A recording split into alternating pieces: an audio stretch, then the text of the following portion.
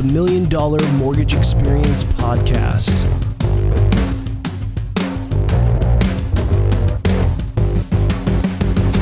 All right, welcome to the podcast. And if you watch this podcast and you're not subscribed, please hit that subscribe button.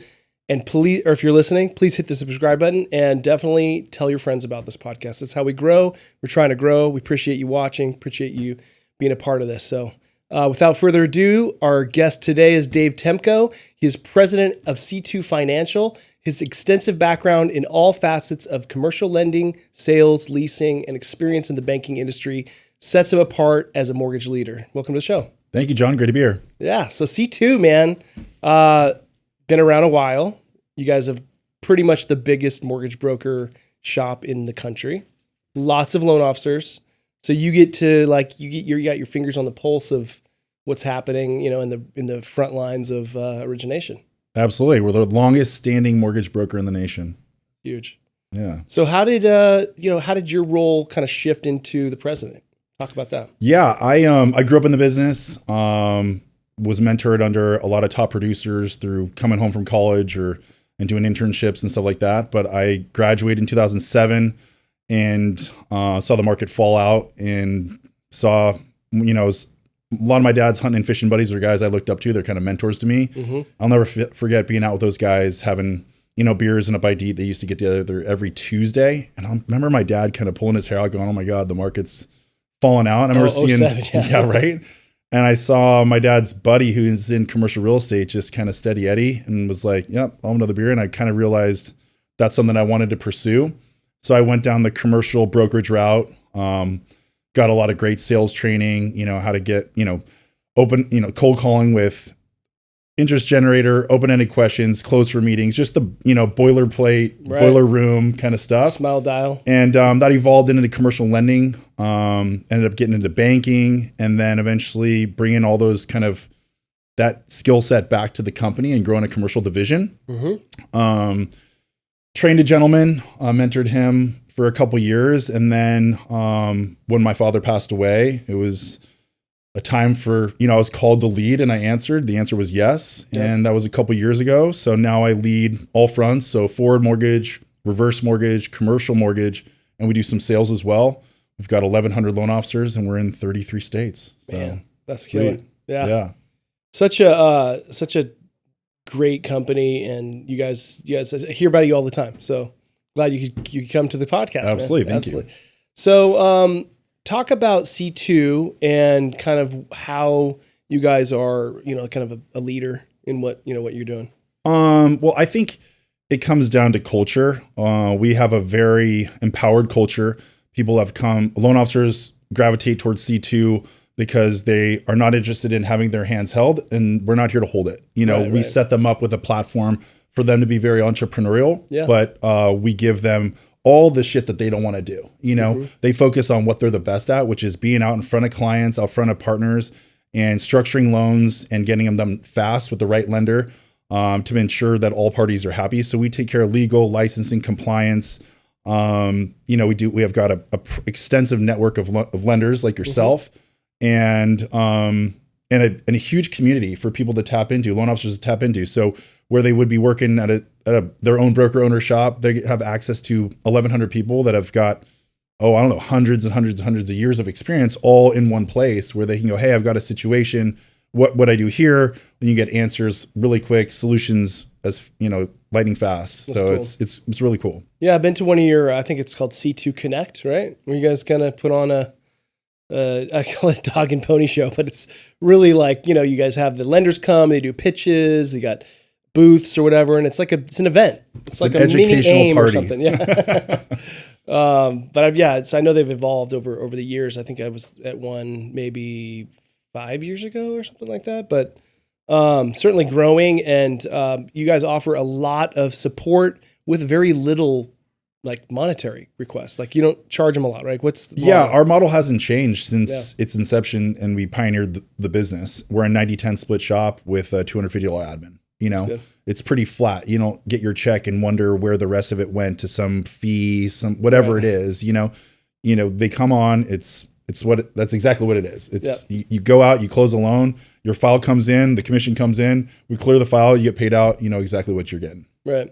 So there's been a trend, I think, from people who were retail going over to being brokers, right? Mm-hmm. And you don't have to actually have a broker's license. You just have to have a real estate license or have just your NMLS. Like, it's not like you have to go out and get a broker license and start your own broker shop. That's what you do if you were starting your own broker shop. But to become a C2 loan officer, you have NMLS, so you have to have a real estate license too, or? Yeah, so a lot of the folks that are coming from the retail world are under a DFPI license, which typically requires them to be W-2.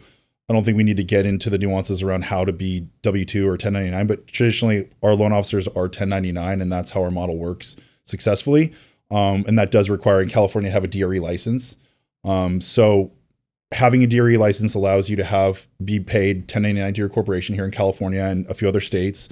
And it allows you to really be independent. I mean, it's about, running your own business under our platform. Yep. But you can focus on, we're not dictating, what systems you use, what vendors you're working with, all that stuff. You just have the best AEs with the best lenders and a platform to just plug in and take off. So, yeah, it works. It's certainly been a place where it took a lot of time for people to get acclimated to. Mm-hmm. And since I've kind of taken things over, we definitely want to have a quicker ramp up, like a quick start program. Because a lot of times there can be some analysis paralysis. You're coming, you got 100 different lenders. You can use whatever you want. Sure. It's kind of nice to have at least a little bit of some guardrails of going, hey, this is how individuals or loan officers found success earlier on, or what successful loan officers are using, and having that guidance. And then once they get more acclimated, the water's warm, they go, okay, well, I've got some unique deals and I want to go outside that box and find those, different lenders that I might not have been more familiar with. So, that's cool. Yeah. I remember being 1099 and then having to switch to W-2, and I hated it. I was like, this is the worst. No, those are the days of the golden handcuffs. You're like, Because 1099 gives you that freedom to write off stuff within your own corporation, which we have a lot of expenses as mortgage people, right? Like, there's all kinds of stuff. So it's not what you make, it's what you keep. Yeah, ain't that the truth? So the trend, let's talk about that. The trend from retail to brokerage. Like, I know if you are in retail, like you work for, like, let's say Wells Fargo, or even like a guaranteed rate. Yep. Right. Yep. And so the reason why people are leaving those companies is because they have limited product probably, and maybe even like, their pricing is kind of their own. It's their own lending, like their own. They're the lender too, so they don't really have the options to choose from a ton of different lenders that might have on that day way better rates. Is that kind of how Absolutely, but I think it's bigger than that because they've got managers on top of managers on top of all this bloat, all this cost that a bank incurs that is a function of their pricing, right? Well. On the broker side, it's lean and mean. And that's kind of the hard part for people coming over from retail. They don't want to leave their friends or their family or all these people that they built into this model, this branch that they have, that really aren't adding a lot of value for them to be successful. But it's kind of like, it's just hard for them to kind of rip cord on that. And I get it. You don't want to leave a child behind, but sometimes you need to in order to make money, especially in this market. So coming over to this, to C2, you're lean and mean. You get the best pricing. It's rack rate. It's wholesale pricing. We have preferred pricing with a lot of our lenders because of our volume and our size. So they come over, and once they get, it only takes so many times you can lose a deal to a broker. They go, if you can't beat them, join them. Yeah. I remember going from a lender to being a broker and just feeling, it was just so much more exciting because it was like, it didn't feel like the Wild West, but I want to say Wild West for some reason, because it's like, it was like you could make your own path. Like it wasn't like you were stuck with this, way of doing things, and you weren't stuck with just one product or one. But yeah, so I remember the feeling was, and plus it was probably just an amazing time of, the business. I think I was a lender from 97 till about 1999. And then I went to a broker shop and I was like, this is the way to go. So much cooler. Yeah. I mean, you never really have to say no. You might have to say not now. Yeah. But, you're always going to have options. And it's not like you're a one pump chump working at a bank. I've worked at a bank, and, it's nothing worse than bringing in a client or bringing in a good file. And, your income is determined by whether or not a credit officer's, having a good day or not, Yeah. I remember those days, and it sucks. I mean, And plus, it's like no good deed goes unpunished. It's like when you work at a bank, it's like do well, but don't do too well, because then if depending on if it's public or not, they're going to figure out if their sales force is getting paid too much. And then every year it's like, okay, we're having a sales rally and it's like, hey, you did great this year. We're going to need more production, but we're going to pay you less. So thank you, sir. May I have another? Right. Yeah. I think with the interest rates so high right now, I know they're coming down a little bit, but what has been C2's focus or advantage? You know, obviously you have a lot of options, but during this challenging rate environment, what do you guys have been doing that's kind of winning for your team? Well, yeah, I mean, it really does kind of it comes down to that optionality. You know, when you have lenders that are in or out of the market, you know, you have lenders that are extremely competitive one day, and our loan officers have the innate ability through our systems to kind of identify that lending source that's going to be the most competitive for whoever they have in their pipeline at that moment. And they're going to fill that bucket. And all of a sudden that lender's out of the market because, okay, we've got that bucket filled. We can't lend anymore at that spread or whatever it is. And then somebody else kind of backfills. So it's a constant ebb and flow, which is really nice. Certainly there's some particular lenders that eat up a lot of our volume, but having that additional percentage of folks that fill that, I mean, that's really the beauty of C2 and the broker model is just having the free market to dictate or tell you, or you find where the best deal is for whatever your client's needs are. It's good. So out of like 1,100 loan officers, you're seeing probably some just crush it, even in this market, for sure, and some that are just like, God, are they still alive? Like, you know, but like some that aren't doing any deals, maybe they're retiring or maybe they're not, you know. But what has been the kind of the best? What have you seen being like the best strategies of what people are doing? Yeah, to crush it right now. Well, per capita, I would say that based on the data, the loan officers at C2 close more loans per loan officer of any other firm. That's cool. In the nation. So we have the hardest hitting, the most impactful, the most talented loan officers that source the most loans of any other firm in the nation. The loan officers that I see doing the most, they're really strong on a lot of different things. I'd say they're very present on social media. They're really creative, and they really create like a network of, you know, whether it's realtors or referral partners that are their business partners, but they're really their friends. And it's like a circle of friendship and trust. And you know, they get into a position where there's really no alternative or no reason why they wouldn't want them to be work with that individual, that loan officer, especially when they have that optionality. So I've seen people that are super successful that have been in the business for a long time continue to find that success and continue to drive that creativity through, you know, social media or just all that different levels. But I've also had people that have come, a gentleman jumps out of mine in particular, was started in the business in Washington, decided to move his family to Alabama. And he's big change. Yeah, totally. And made a goal that he wanted to be in the top 20 in C2 in the first year.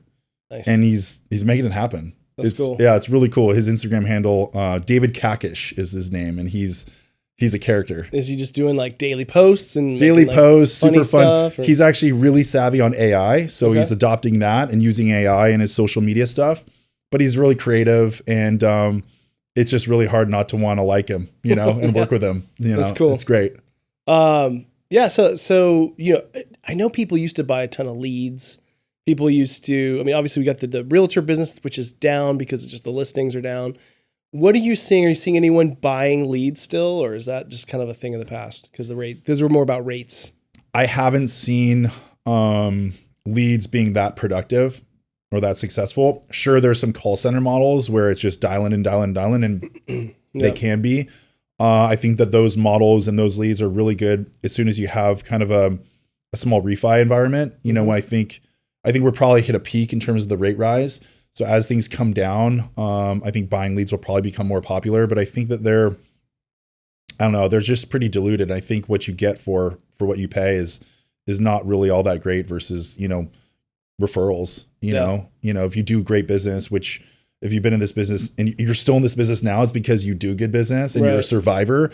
And generally people know you and you're consistent. You show up every day and you bring it and you find them, you know, great loans and close deals and make everybody happy, which is difficult. You know, there's a lot of different egos on every transaction, particular purchases, you know, for sure. And if you can appease all ends, you're going to win some more clients. You're going to get some more referral partners. And that's what I see happen. That's good.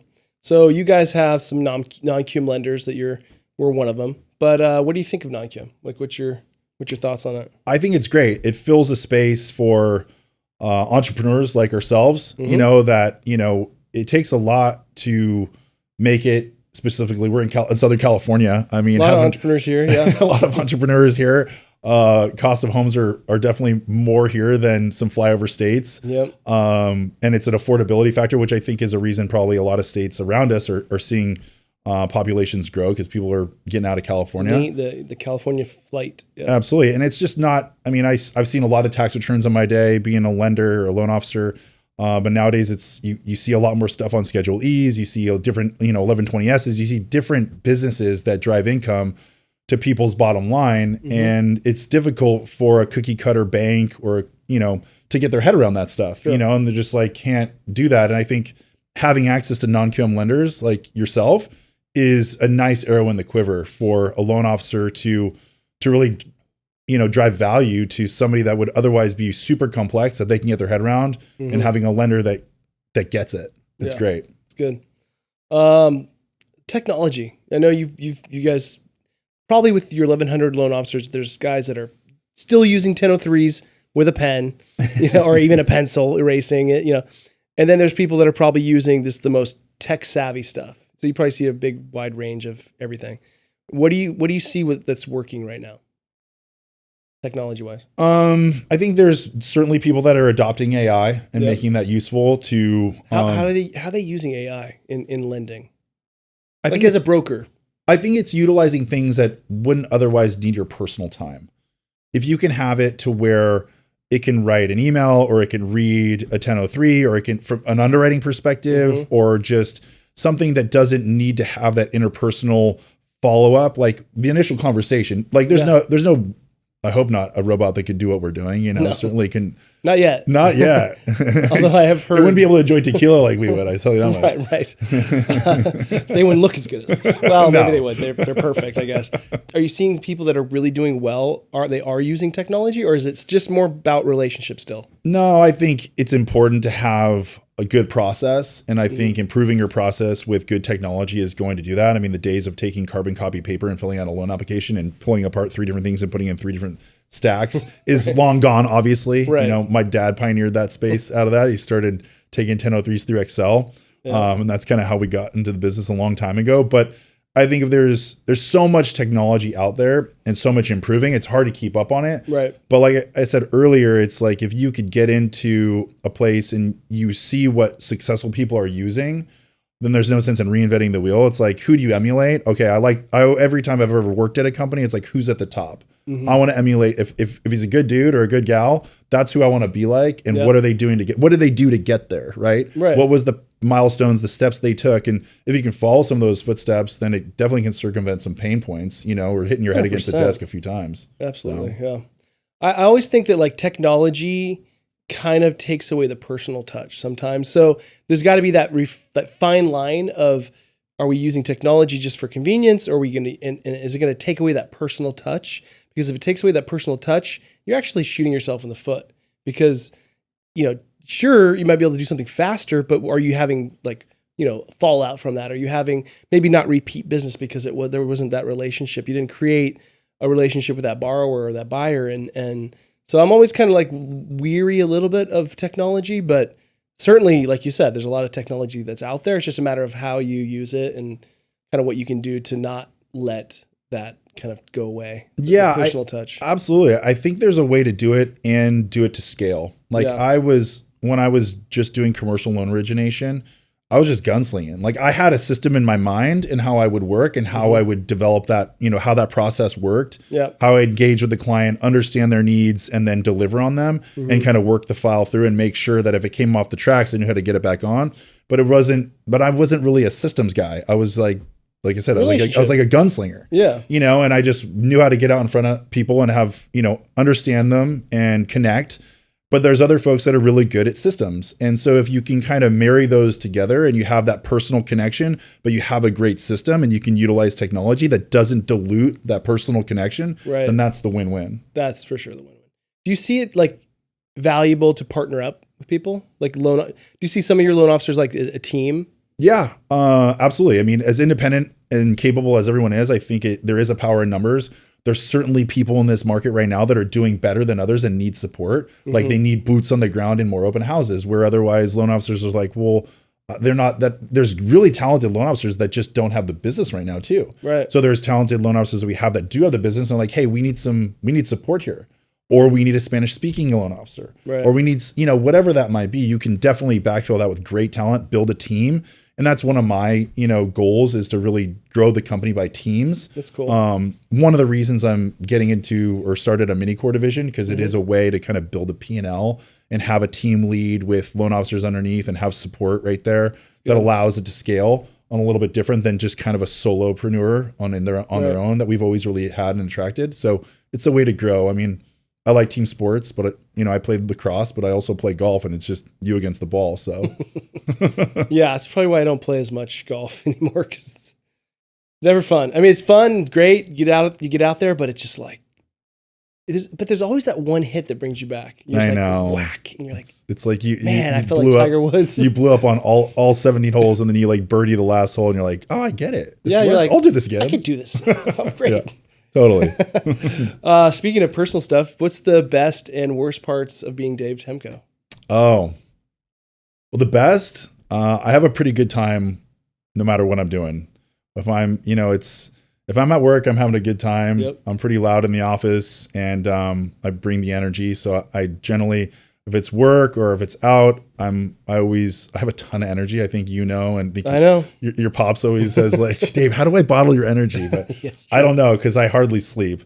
But I'm pretty energetic and I have a lot of fun. And what'd you say the worst thing? Yeah, what's the worst thing? Oh, I guess the worst thing is don't say a lot of energy. No, there's a lot of stuff thrown at me all the time, and I have a hard time saying no. I try to be in a lot of places, so I have a tendency to spread myself thin.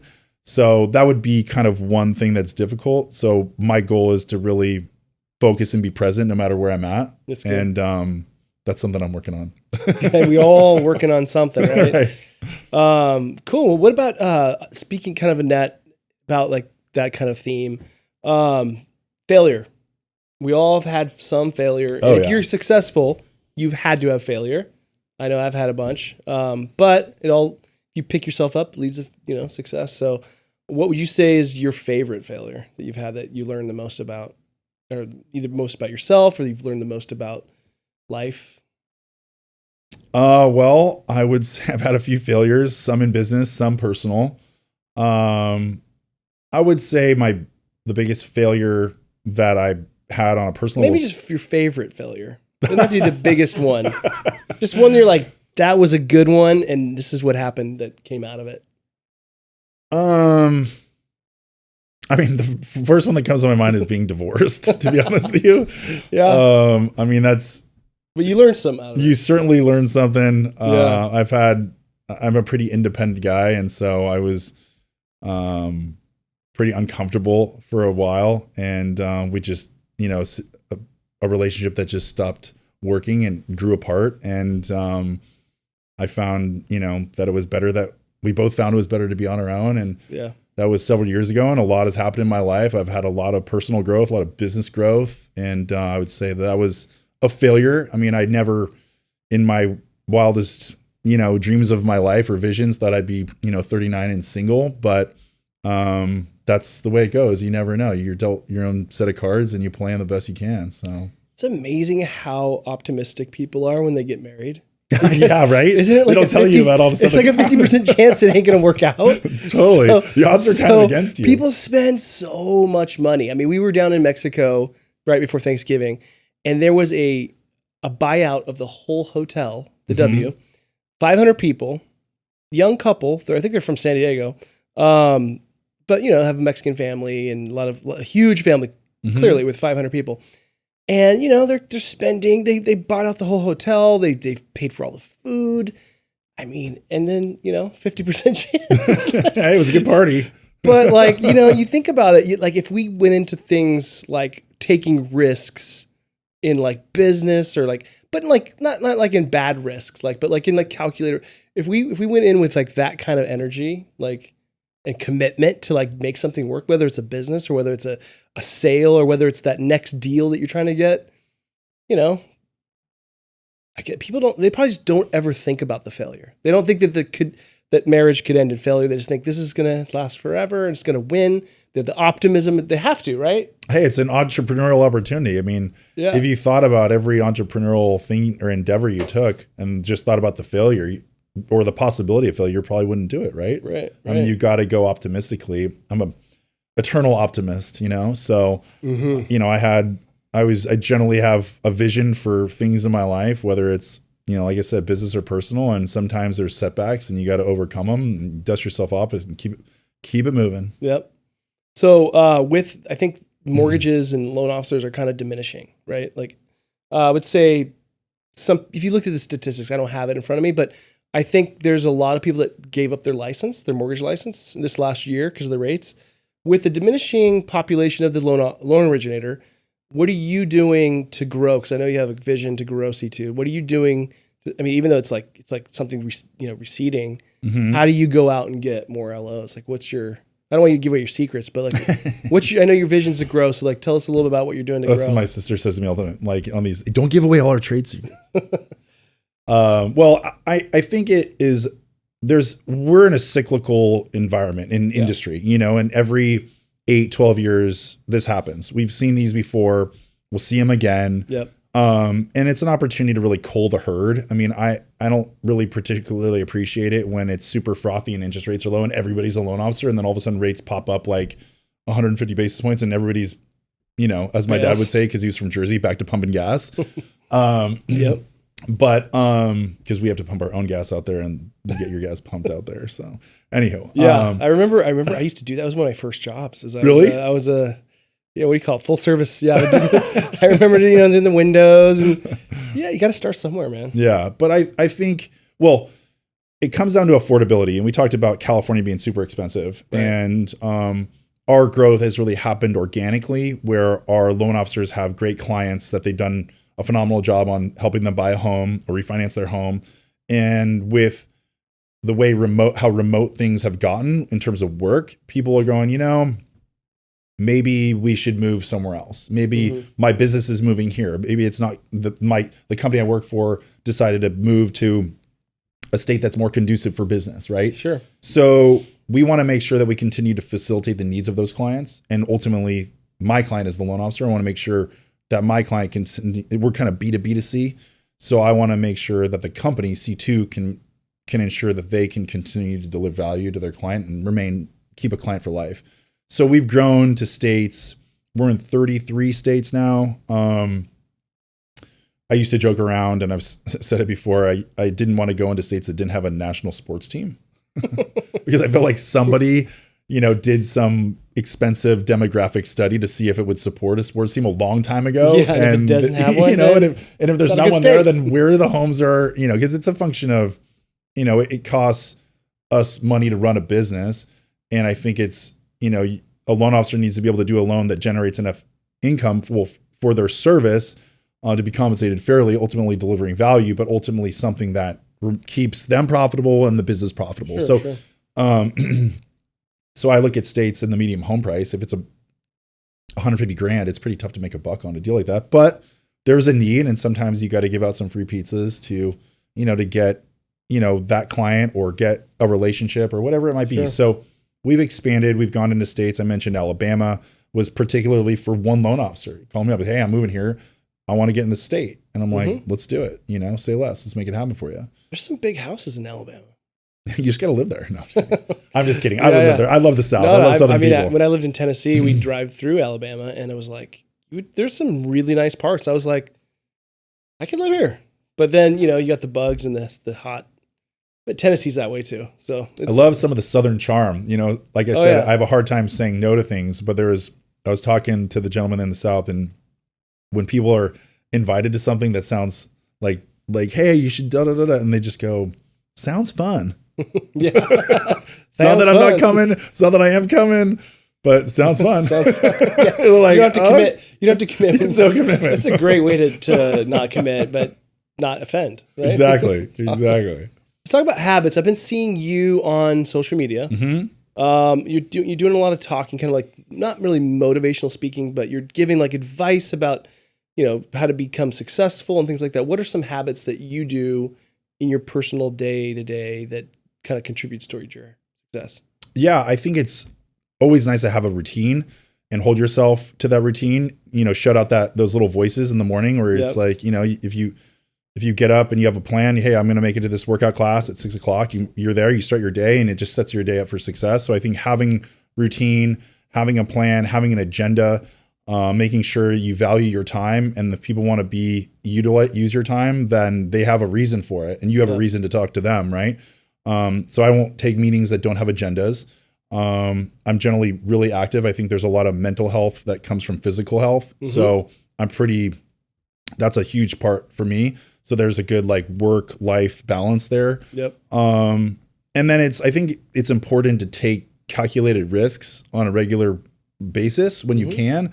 If you're renting, I would say look at, if there's an opportunity to find a property that has units in it. And let's say you're in an apartment and you're paying, I don't know, $2,500 a month. Well, if you could look at a duplex to a fourplex, and it requires maybe 10, 20% down, but the income from the property would cover the mortgage, and the remainder is really not that much more than $2,500. It really doesn't change your lifestyle that much, but it puts you in a position for long-term wealth growth and strategy, and you get, compounding, leverage. Income. So leverage, because assets are huge, and growing your assets it was really important.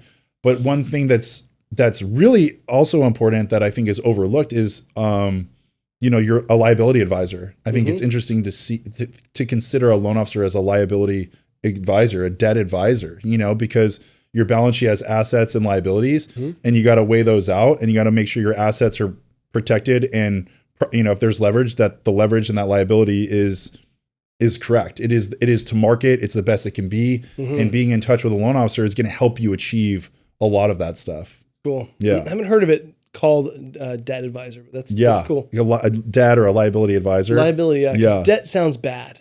Right? I know. Debt sounds like death, or people say debt's bad. Don't take debt. Wasn't that the definition of mortgage? Yeah, it is the definition of mortgage. The death contract. When I found out about that, I was like, really? That's what I'm selling right now? It's a death contract? It's so true though. But I don't know why they called it that, but I guess probably because it's like, this is gonna be for the rest of your life, right? It's like it's a 30-year. Well, I think you have it until the debt dies, right? You have it in the mortgage. I mean, until it's extinguished. It has to the last payment until it dies. You have it. Yeah. So you don't have to die to. No, that's that. It feels like it. Like, man, 30 years, and then people just go and refinance back to 30 years. Then they refinance again back to 30 years, and so I think there are people out there that do pay down their mortgage to zero, obviously, but a lot of people, I think, do this trend of refinance every few years, every 5 years when the rates drop, pull out cash, go back to 30 because it's all about the payments, right? Mm-hmm. Which comes back to your point about being a debt advisor. Like, when is debt good debt versus bad debt? And I think when you're leveraging, that's when it's good debt. When you're leveraging an asset that appreciates. Yeah. And you have a fixed debt. Like, if you don't have an adjustable, but you have a fixed debt rate and the asset's appreciating, you can create wealth with that. Well, you can certainly build a portfolio a lot more sizable with leverage. Yeah. You can double it. If you're buying a $2 million property, if you're buying $2 million in cash, well, then you get one property. If you got $2 million, you put $1 million down, you have $1 million in debt, you can use that other $1 million to buy something else, and you double your cash flow and get better cash on cash return. And generally your return should be higher than the interest rate. Otherwise you're kind of negative. That's kind of the conundrum in the, in some of the commercial real estate space is you have cap rates that are less than what the interest rate is. Yep. And so that's a tricky one, but I think that, certainly mortgages in the 2s or 3s or even 4s. Those you're sitting on an asset. That is an asset for sure. Because you can get much stronger arbitrage, putting that money to work at a much higher rate of return right now. You can put it in treasury and be making 150, 200 basis points over that, Yep. So, which is, I would think, one of the safest places. Who knows anymore? Yeah. Well, we've been told that it is. Yeah, we've been told, but they're spending like it's not. They're spending like a drunk sailor over there. Right. I think we're still the best looking one at the bar, at the drunk sailor bar. But let's talk about. So we talked a little bit about habits. You have some hobbies. I know you golf, you travel. What other stuff do you do that just to kind of blow off steam? Yeah, I have a good amount of hobbies. I hunt, I fish, I surf, and I play golf. And I like to do that with a lot of friends and a lot of family. I'm getting my little nephew into golf. That's cool. He's pretty stoked. He's 6 years old, and I like to spoil him and get him all the awesome colored golf balls. He gets excited about that, and get him some golf clubs and take him out to play. I think if there's one thing that I could instill in him is that he's got to be a good golfer. If you figure it out early on, it makes it way easier because it's hard as shit now. When you have a dad or an uncle oh my gosh, that teaches you from a young age, I did not have that. I think I started when I was 30, maybe 30 years old, maybe a little younger, like 27, because it was because of the mortgage business. Like realtors were golfers, and I was like, I need to do this. And I got out and I just started hitting balls, taking some lessons. And then once I think I got to the point in my business where I didn't need to do that for business, I just was like, and I had kids, and I'm like, forget it. I'm done golfing. Yeah. There's always travel. I've done a lot of traveling. Yeah. I try to be a bit more of a homebody. I find myself to always be on the go. And that's kind of one of my role as the leader of C2. I'm generally the one kind of on the street, kind of shaking hands and kissing babies, meeting new loan officers or lenders, or, doing whatever it is out as the front of the company. I enjoy it.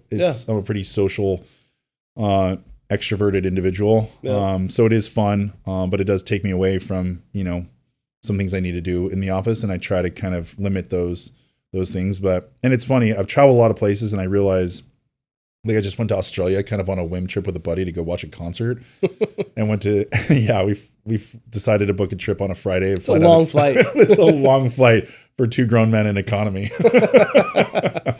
Yeah, and you're not a small guy. You're tall. You're 6'3" or 4". Whatever. Yeah, I'm 6'2", but, and then we went down there. It was fun. And honestly, I would say Australia, it's really not that much like the Gold Coast and where I used to live in Byron Bay. It's not that much different than Southern California. Here I spent, 14 hours on a flight to be in the same place. Yeah, to be in a place that's just like what I'm. Which is an accent. Exactly. Yeah. It's funny, but I have the accent. Yeah, you're the one. Yeah, I got the accent, which is kind of nice. Another thing I just saw in the news was I think there was a court case about real estate agents. Have you seen this? Yes. Where like they're fighting over this 3% and 6% total comp. What do you think is going to be the outcome of that? Well, it's interesting, and there's probably been years of quasi collusion, and that cat's coming out the bag. But at the end of the day, it was a contract that was agreed upon. You know, as a seller, you agree to a 5 or a 6 point fee. And there's agents out there that can be lower, right? There's the Redfins agents, yeah, absolutely. You can list with Redfin market for a point, but they don't really advertise the fact that you're still going to pay 2.5 points to a buy-side agent. Buy-side, yeah. Right. And so you're not going to sell your house unless you have a buyer, right? Right.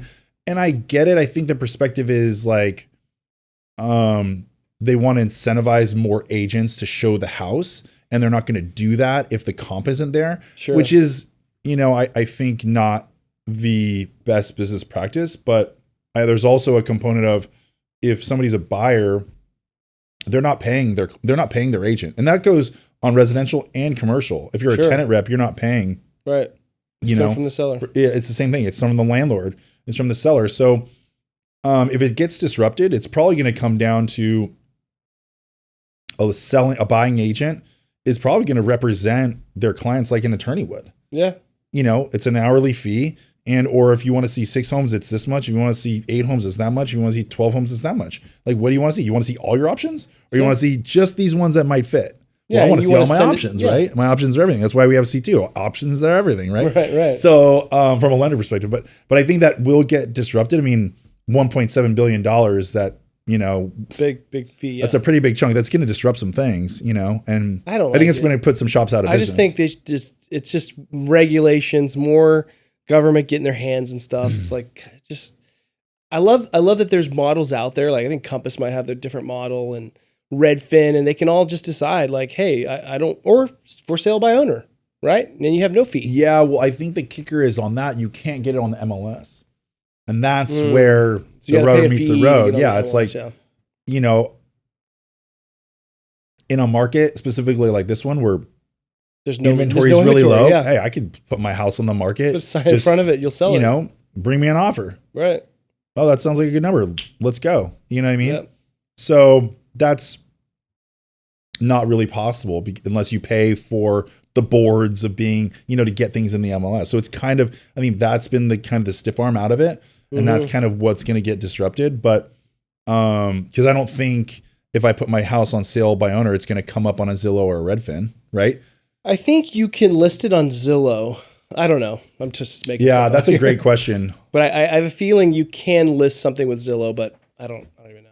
But Yeah, you'd think it'd be an option. but I think now more than ever, if you want to see if you're in the market to see a house, you can see them all yourself on Redfin or Zillow, and then you're like, you know, hey, I've got an agent, you know, a guy, You a gal I like. You need the MLS, really. You don't really. Well, it's need pulling from the MLS. Yeah, I mean, it's getting all the data from the MLS. That's true. I think ultimately the MLS is probably feeding into it, and is the source of truth there. Yeah. So I mean, you don't tend like if you're, which is great because a buyer now gets access to what real estate agents used to have. That's it. Right. What's interesting is, and coming from the commercial world, if you want a property, you go directly to the listing agent and you let him or her represent you. Yeah. You go, hey, I want this incentive to do it.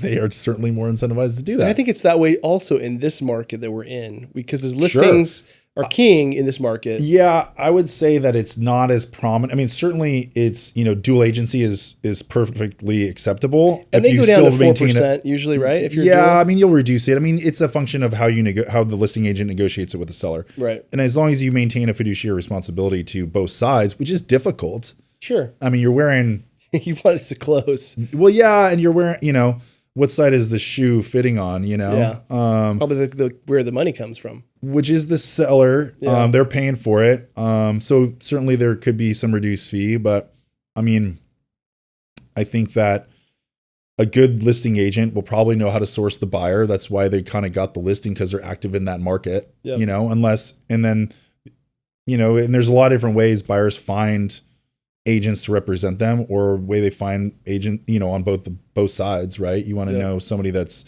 got an inside track, right? Pocket listing. Yeah, exactly. Like I've got, you know, relationships with realtors that I've put in touch with friends that, you know, I got teed up with a loan officer at C2 and they found them deals that otherwise wouldn't have known about, even though they were looking on Redfin every day or whatever, you know? So I think there's value there if they have, you know, everybody wants that off market deal or that pocket listing, but those sometimes exist. They're just probably not that realistic as sellers. Unless you get some, you know, you get your golden pen out and say, what's your number? How bad do you want it? And usually those pocket listings go to like a friend, you know, or the agent's like, you should buy this place. And, you know, it happens. What other missed opportunities are there in the market right now for mortgage brokers? Well, right now, I think that mortgage brokers are probably, you know, pounding their chest on the fact that it is a good time to buy. If they have clients that are on the fence that are capable of buying in this market with the way interest rates are, they should. Right. Because when interest rates come down and everybody that's been waiting on the sidelines for that to happen, it's just going to be even harder to get a place than it is now. It's crazy. And I don't think it's going to come down to the point where inventory is just going to pop up because everybody that's been sitting on their 3% mortgage goes, well, I guess I can stomach a 5.5%. I guess, there'll be more of that because the buy down can, like the seller can maybe buy down the rate and you can get in the 4s or something like that. But yeah, it's going to take time for people. I mean, some people have the 2% rates. Like it's like insane, right? So yeah, it's going to be interesting to see. I don't know what's going to cause, you know, they said that all of a sudden all these investors are going to list, you know, the Airbnb bubble where they're going to list their Airbnbs because they're not making as much money, and that never happened. You know, what else? Like the COVID thing, that was going to be a big bubble pop. That didn't happen. What do you think it would take for more, you know, for there to be a crash? Or I just don't see it. Yeah, it's scary. I mean, my goal and kind of what drives me daily is to empower the possibility of homeownership. Yeah. I think that if we lose that and we live in a world where, you know, huge hedge funds that have, you know, siphoned out all the liquidity, create a world where you own nothing and you will be happy, then we're going to be in a world of hurt, a nation of hurt for sure. So I think that. Well, I think they're saying that to the world. Yeah. I mean, we're taking it because we're in the United States, but every country has home. You can be a homeowner. Pretty much every country. I mean, I would even bet you could buy a house in Russia. It's cold. Like, yeah, it's cold.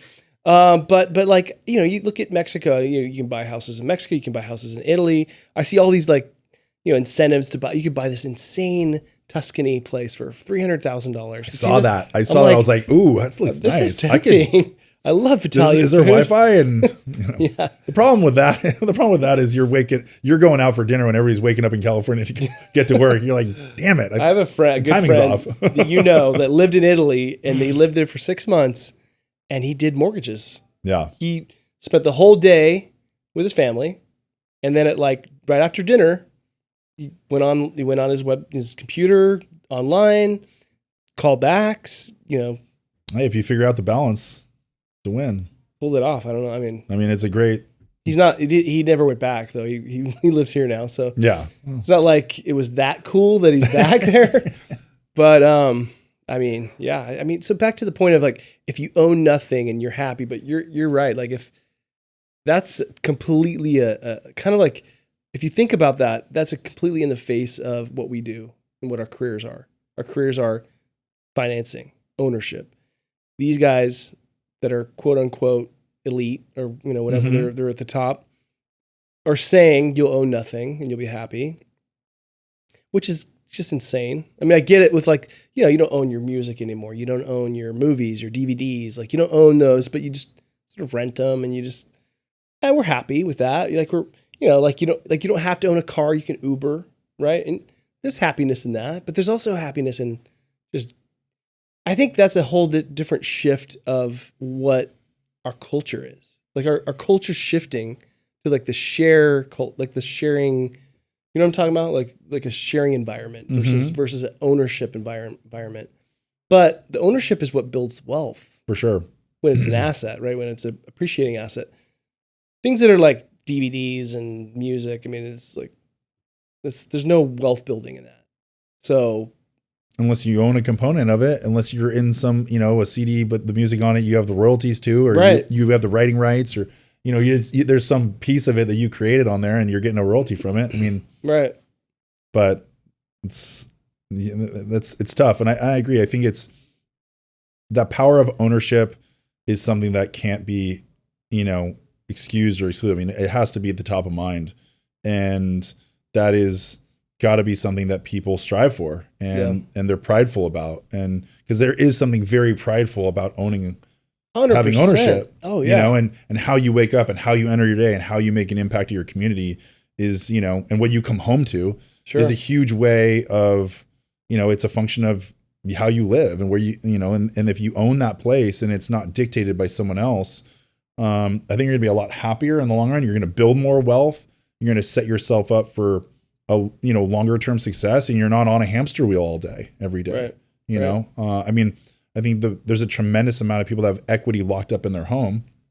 Why we have reverse division, but that otherwise wouldn't have been there. It's otherwise wouldn't have been something people could utilize, whether it's leverage or actually, whatever they want. I mean, they can do whatever they want with their home. Well, it's so life changing for so many people. Like my parents, they're not rich, but they were able to buy a house like 25 years ago. And the appreciation on that thing is so much. And it's completely changed their life. Like if they didn't do that and they just rented, I mean, they're for one, their mortgage payment has been locked for years and years and years and years. This is one reason why I like some of what Grant Cardone says, but I hate when he says you shouldn't own your primary.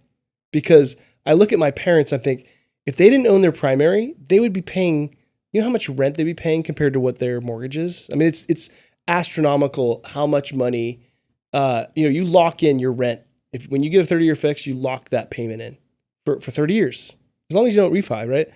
But then, rent keeps going up and up and up over 30 years. So like, that's the only way for anyone that's, growing in age and getting older to be able to have, one, a locked payment, and two, building some kind of equity to give give back or do a reverse or Right. have a great quality of life as they get older. Well, it's a function of what you need. You know, there's wants and needs. If you want to have a house that's more than you can afford and it doesn't make sense to do it, but you want to have it, then then it doesn't make sense. If it means if you need to buy a property for whatever reason, which, you know, for income producing, you know, for long-term, you know, equity growth or, you know, wealth creation, then you can, and you're, you know, a single person, then maybe you stay in your apartment, but you buy, you know, apartment building, or you just buy what you need, right? Yeah, if you can for buy sure what you should need. buy. I mean, like that's a good advice. You should buy property. But like if you are someone that's like, you know, young, maybe you shouldn't buy your primary, right? Like maybe I could see that being good advice. But I think when you're, you know, getting older and you have a career, owning a primary has changed my life. Absolutely. Absolutely. I mean, my first property I bought was a fourplex. Yeah. I lived in one of the units, rented out the other three. That's the win. Because I didn't need, where I was in my life, I didn't need to have a house. I just needed an apartment. Yeah. And I, you know, had enough money saved to do that. And it made sense for me at the time. And luckily I locked in a good interest rate, was on a 10-year note. And I think that's another misconception. People are fixated in their mind that I got to have a 30-year fixed. Sure. People's lives change and they make moves, I would say generally around 7-year mark. Mm-hmm. I mean, people will buy this house and they think that this is going to be the house forever, but I would say historically a 7-year or a 10-year will always beat a 30-year. You're going to refinance it. Yeah. And that's why we have a saying at C2, especially right now, is buy the home, date the rate, divorce the rent. That's good. Rent is you know, that should be the death cycle or the death contract. Cause it's like, you know, that's the hamster wheel. You know, sure, like the landlord could fix the toilet, whatever, right? Like, but you can also call a handyman or you can do it yourself. Like, it's not that big a deal. But the wealth growth and all the other things with the locked in, you know, even if it's locked in for 7 years, you know how much rent has gone up in the last 3 years? Astronomical, right? So, and sure, it might come back down. Unless there's rent control, which sucks. As some property as an investor. control.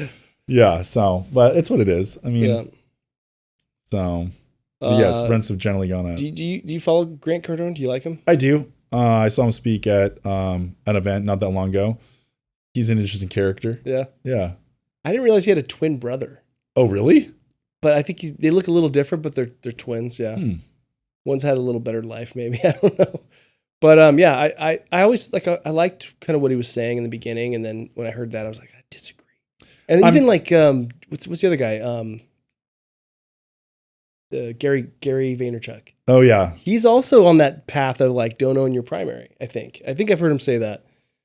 But I'm all about 10x. You know, I love the ambitious approach. I don't, you know, in terms of multiplying your business and getting to larger scale. Yeah. And using leverage. I think there's a lot of components of what he says that are great and good advice. I think selling everything and dumping all your money out of your account to like, you know, to put you in a place that's super scrappy, which is kind of the place he comes from, is one approach, right? But it's not really my approach. I mean, I think it's always important to have at least 1 year's savings. Your cost of living's, your annual cost of living, having at least 1 year saved gives you enough cushion to be entrepreneurial and not so, you know, on edge. You know, if you lose your job and then you've been thinking about something to do, it gives you an opportunity. It just gives you some kind of cushion to either you're going to figure out, you're going to get yourself back on your feet within a year for sure. Oh yeah, for sure. So I think that's something to consider, is always having 1 year cushion. It's harder to do than. Oh yeah. Right. Like, I mean,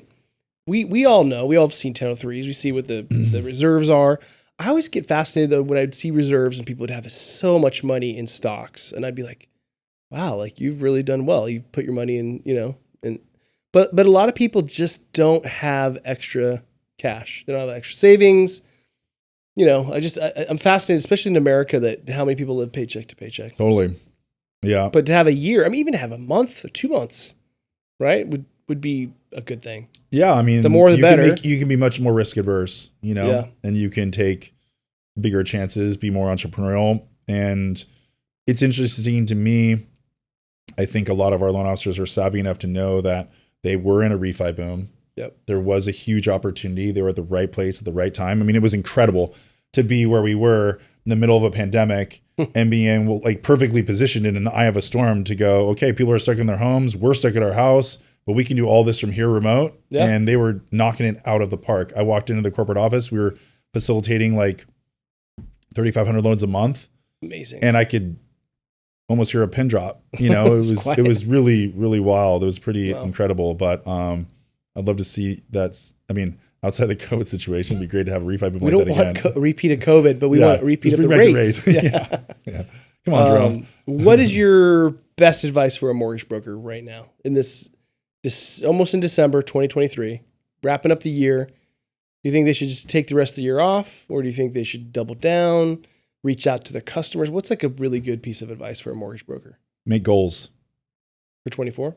Absolutely. The only thing that will circumvent market conditions, anything you can't control, is what you can control. That's making goals and utilizing those goals to back into your efforts. If you want to close this many loans, it means I need to talk to this many people. It means I need to make this many calls. It means this many emails, whatever it is, you know, however you reverse engineer that is the best thing you can do, because you know, you have the tools, you know, you have the talent. It's just putting in the work. And if you make a goal and you write it down, and you know, whether it's you put it in a drawer, or you write it on your mirror, your body and your mind will be like a heat-seeking missile to hit that goal if you create the actionable items to achieve it. That's good. I love that.